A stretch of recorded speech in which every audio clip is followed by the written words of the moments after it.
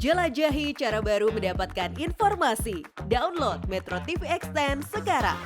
Bagaimana respons pihak David Ozora pasca ayah Mario Dendi Satrio menolak membayar ganti rugi atau restitusi senilai 120,3 miliar rupiah kepada pihak David Ozora? Kami akan membahasnya bersama dengan penasihat hukum David Ozora, Unoto Dwi Yulianto. Selamat malam, Mas Unoto. Selamat malam, Mbak Sylvia. Baik. Mas Unoto, Rafael Alun menolak membayar restitusi dan membebankannya kepada Mario Dendi dengan alasan ketidaksanggupan finansial ya. Apakah alasan ini masuk akal buat pihak Anda?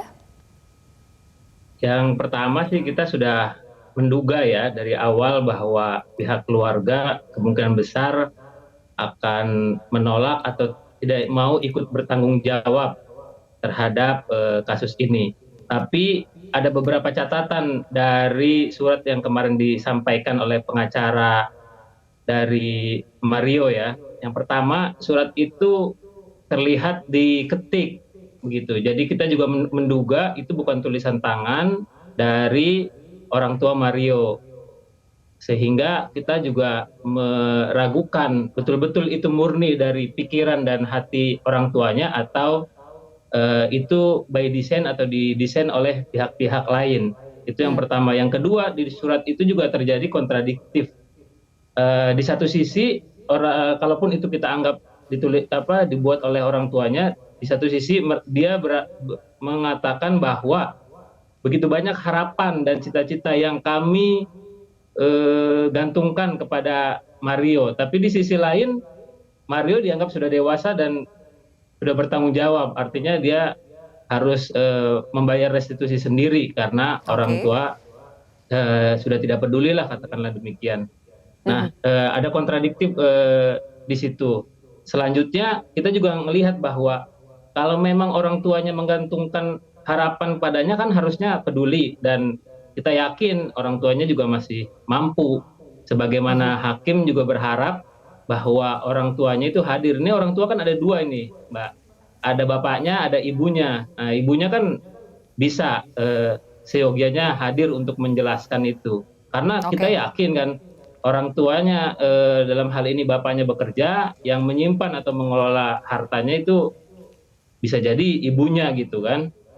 Nah, sehingga bisa didapatkan informasi yang lebih valid dari pihak keluarga. Berarti Mas Unoto, pihak Anda menduga ada upaya lepas tangan begitu ya dari pihaknya Mario Dendi. Lalu apa upaya dari pihak David untuk memperjuangkan restitusi itu?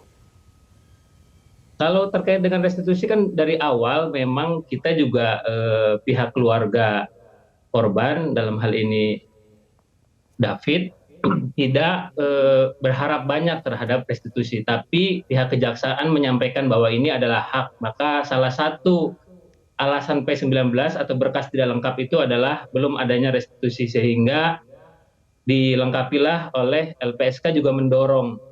Maka upayanya ya kita serahkan kepada hakim. Apakah hakim berani mengeluarkan terobosan sesuai dengan Perma nomor 1 tahun 2022 tentang restitusi dan juga PP 43 terkait restitusi bagi korban anak. Nah, seharusnya hakim juga, harapan kita, berani untuk mengeluarkan putusan yang berupa terobosan hukum, menyita hartanya dan sebagainya. Karena kita yakin nggak semua harta orang tuanya ini kan diperoleh dari harta yang haram begitu. Kalau dia bilang hartanya semua sudah disita, di rekening diblokir, berarti semua harta baik yang diperoleh dari gaji dan tunjangan sebagai pegawai pajak itu diperoleh dengan cara haram semua, sehingga harus disita oleh KPK. Kan tentu nggak begitu. KPK juga pasti memilah-milah mana harta yang dianggap sebagai bagian dari TPPU atau tindak pidana, dan juga mana harta yang diperoleh dengan cara yang tidak melawan hukum. Nah, kalau memang orang tuanya bertanggung jawab, ya tentu harapan kita ikut peduli terhadap anaknya. Begitu, Mbak. Berarti dari pihak David akan menyerahkan sepenuhnya kepada putusan hakim, apakah akan membebankan restitusi atau tidak ya kepada Mario Dendi nantinya.